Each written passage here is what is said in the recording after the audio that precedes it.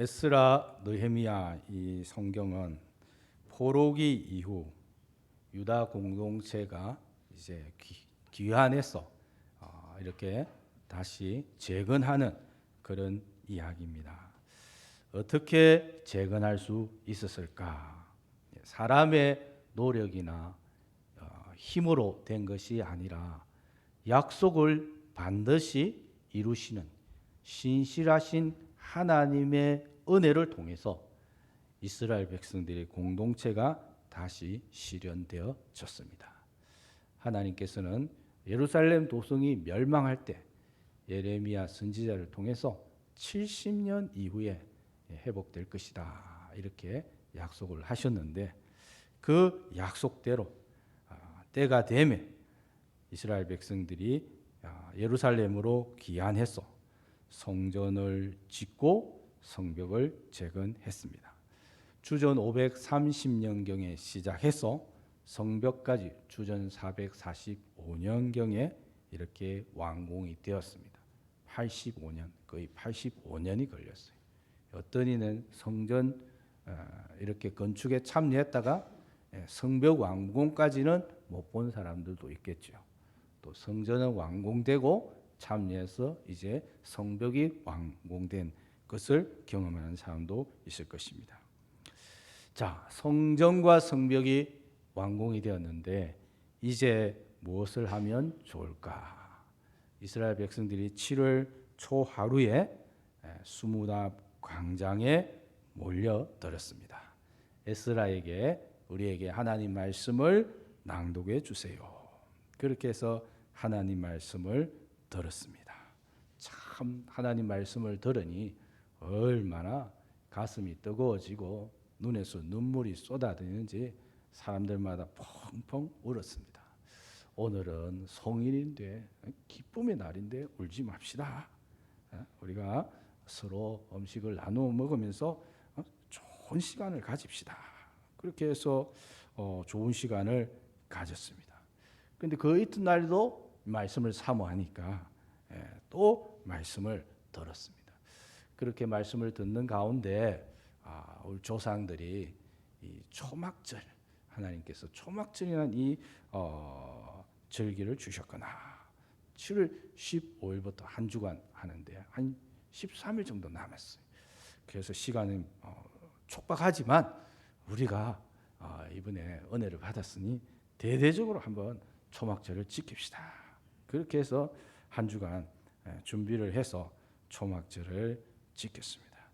이제 초막절 지켰으니까 막 빠이빠이 하고 이제 가면 될 텐데 그러질 않았어요. 이틀 뒤에 또 다시 모였습니다. 그래서 하루 종일 모여 있는 시간 중에 반은 율법책을 듣고 또 반은 열심히 통회하면서 회개하면서 기도를 했습니다. 그런 가운데 우리 조상들과 함께 하셨던 그 여호와 하나님을 송축하고 또 우리 조상들과 함께 하셨던 그 하나님을 통해서 이스라엘 역사 전체를 회상하고 돌아보는 그런 시간을 가졌습니다. 우리 조상들과 함께 하셨던 그 하나님은 감찰하시고 용서하시고 결단코 우리 조상들을 버리지 아니하신 하나님이셨습니다.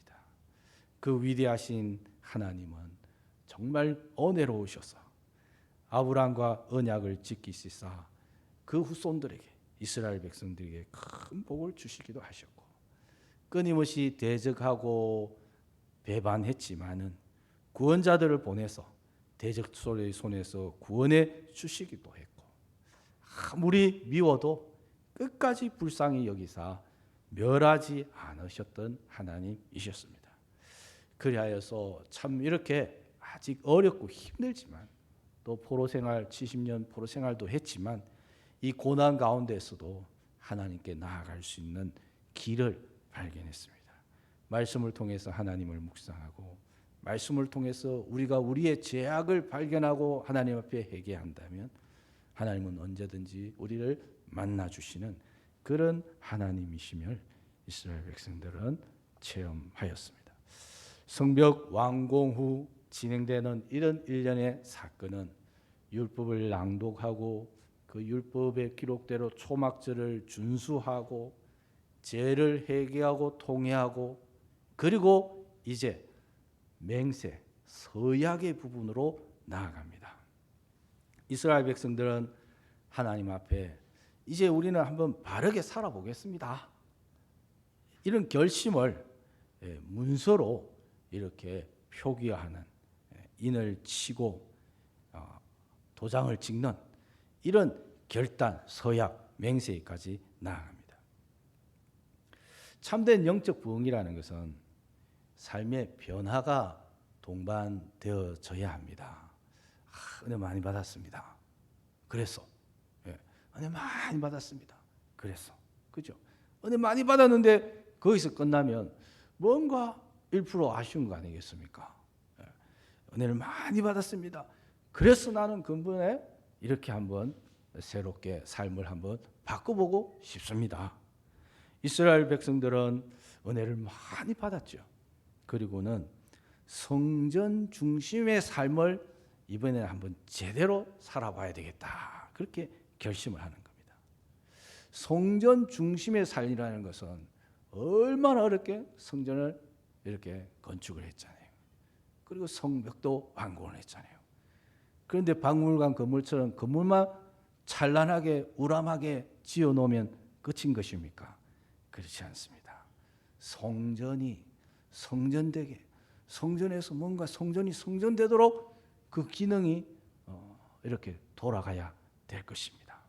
성전이 성전의 역할을 할 수 있도록 우리가 자발적으로 헌신하겠습니다. 헌신도 말만 헌신이 아니라 구체적으로 세부적으로 실천 사항들을 결의해서 우리가 이렇게 해서 한번 성전이 제대로 돌아갈 수 있도록 작동될 수 있도록 성전 중심의 삶을 살겠습니다. 그렇게 결단하는 모습입니다. 참된 영적 부흥은 자발적 헌신이 동반되어야 한다는 것이죠. 말씀으로 은혜 받고 통회하고 회개했습니다. 이제 이스라엘 백성들은 결단한 것이죠. 그동안 우리가 너무 율법을 잘 몰랐습니다. 율법은 알았지만 그 율법을 제대로 지키지 못했습니다. 우리와 우리 조상들이 하나님의 말씀에 불순종했습니다. 그래서 우리가 고난을 당했습니다. 이제는 제대로 하나님 말씀에 순종하고 싶습니다. 아멘 하고 단순히 말만 하는 것이 아닙니다. 율법을 반드시 지키겠습니다. 문서로 기록해서 백성들의 대표들이 도장을 찍고 그 문서를 보관합니다. 백성들 전체가 서로가 이 일에 대한, 이 결단에 대한 정인들입니다. 공개적으로 집단적으로 결단을 했어요. 은밀하게 나 홀로 마음속으로 결심하는 것과는 차원이 다릅니다. 이스라엘 백성들의 이 결단이 감동적일 뿐만 아니라 심지어 비장함까지 드는 것은요, 9장 38절에 이렇게 묘사하고 있습니다. 우리가 이 모든 일로 말미암아 이제 견고한 언약을 세워 기록하고 우리의 방백들과 레위 사람들과 제사장들이 다 인봉하나이다 하였느니라. 지금 이 언약을 무엇이라고 표현하고 있느냐면 견고한 언약이라고 표현하고 있습니다. 견고한이라는 말은 아멘과 유사한 의미입니다. 아멘은 진실로 이렇게 되기를 원합니다. 진실로 이렇게 되도록 하겠습니다. 이 아멘에는 나의 결단, 맹세가 내포되어져 있습니다. 이스라엘 백성들은 이 견고한 언약, 이 언약을 제대로 지키지 못하면 저주를 받아도 좋습니다. 말뿐만이 아닙니다. 언약을 문서로 기록했습니다. 백성들의 대표인 방백들과 레위 사람들과 제사장들이 언약의 문서에 도장을 찍었습니다. 유다 총독 느헤미야, 22명의 제사장들, 17명의 레위인들, 44명의 방백들, 84명의 백성의 대표들이 인장을 찍었습니다. 백성의 대표들이 도장을 찍어가면서 맺은 언약의 내용은, 언약의 핵심은 우리가 하나님의 백성으로서 하나님의 율법을 준수하며 살겠습니다, 이런 것이죠. 드디어 또 이 언약을 어기면 정말 결심을 단단히 했기 때문에 우리가 저주를 받아도 좋습니다. 28장 29절에 보면 그 남은 백성과 제사장들과 레위 사람들과 문지기들과 노래하는 자들과 너디님 사람들과 이방 사람과 절교하고 하나님의 율법을 준행하는 모든 자와 그들의 아내와 그들의 자녀들 곧 지식과 총명이 있는 자들은 다 그들이 형제 귀족들을 따라 저주로 맹세하기를. 저주를 받아도 좋습니다. 예.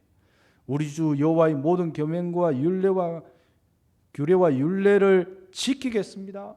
만약 잘못 지키면 우리가 저주를 받아도 좋습니다. 백성의 대표 84명이 도장을 찍었으니까, 사실은 대표들이 했으니까 모든 백성들이 여기에 동의한 것이죠. 예. 다 같이 맹세를 한 겁니다. 하나님 말씀에 우리가 또 불순종하면 저주를 받아도 좋습니다. 그럼 이렇게 맹세만 하면 되는 것입니까? 은혜 받았다고 아멘 할렐루야 하면 끝입니까? 이스라엘 백성들은 여기서 끝내지 않더라는 것이죠. 아멘에서 한 걸음 더 나아갔습니다. 율법을 지키기 위해서 구체적으로 어떤 점들을 시정해야 될까요? 하나님의 은혜의 백성으로서 이전에는 실패했지만 이번에는 좀 어떤 점들을 더 보강해 볼까요? 이스라엘 백성들은 구체적으로 3가지 실천 사항을 결단합니다. 그래서 우리가 성경 중심의 이 신앙생활을 유지하는 울타리를 유지하겠습니다 하는 것이죠. 불순종했을 때 저주를 받아도 좋습니다.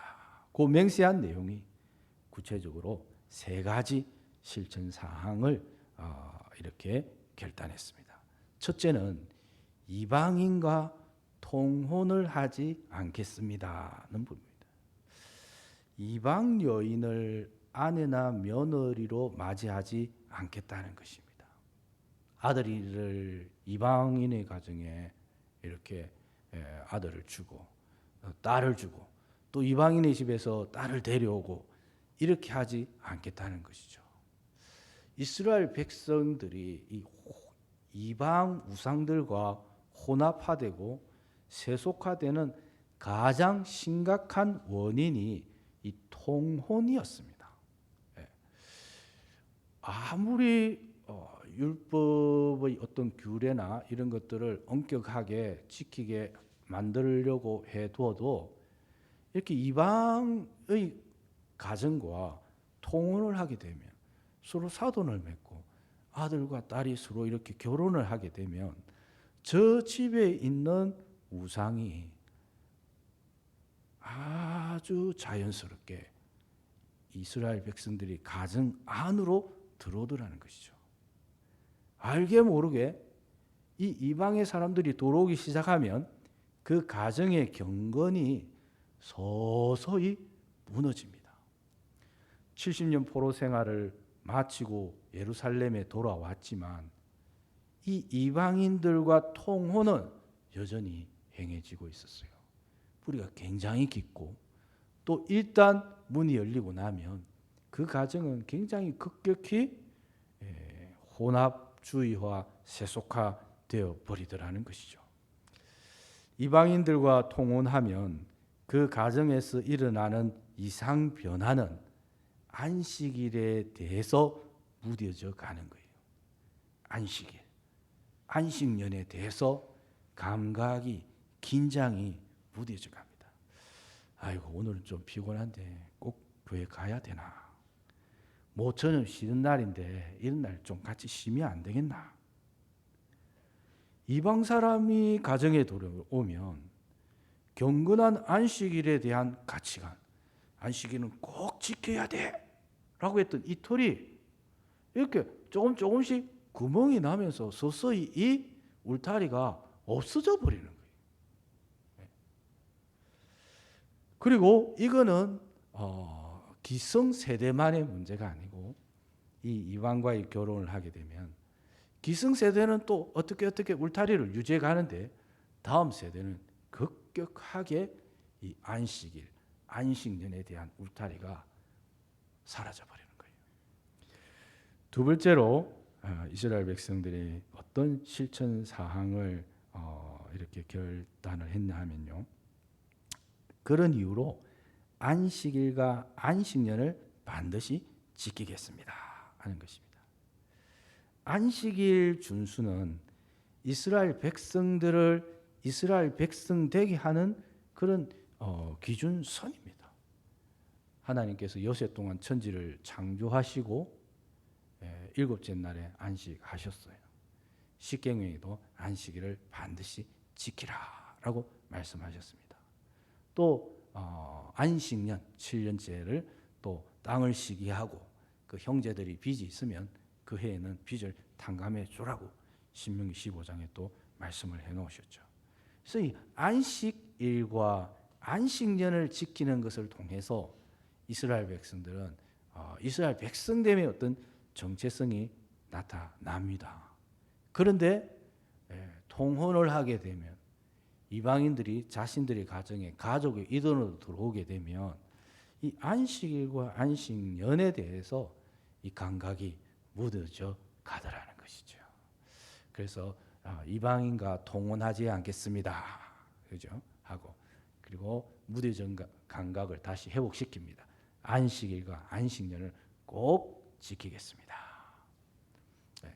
그리고 이제 구체적으로 성전 신앙을 올바로 우리가 지키기 위해서 유지하기 위해서 성전을 위해서 구체적으로 우리가 헌신을 하겠습니다라고 그렇게 결심을 합니다. 그래서 성전세를 바치겠다고 맹세합니다. 이스라엘 백성들이 성전세를 바치겠습니다.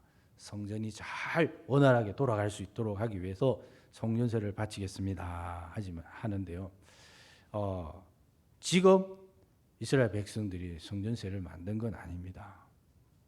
모세 율법에 의하면 20세 이상 된 이스라엘의 모든 남자들은 출애굽에 대한 생명의 속전으로 반세겔씩 성전세를 내도록 규정되어져 있습니다. 근데 지금 많이 이스라엘 백성들이 힘든가 봐요. 페르시아의 속국으로 있으니까 그쪽으로 세금도 많이 나가고 어려운가 봐요. 그래서 3분의 1세겔을 내겠습니다. 그죠? 이 금액은 조금 조정을 했습니다. 그죠? 3분의 1세겔을 우리가 반드시 내겠습니다.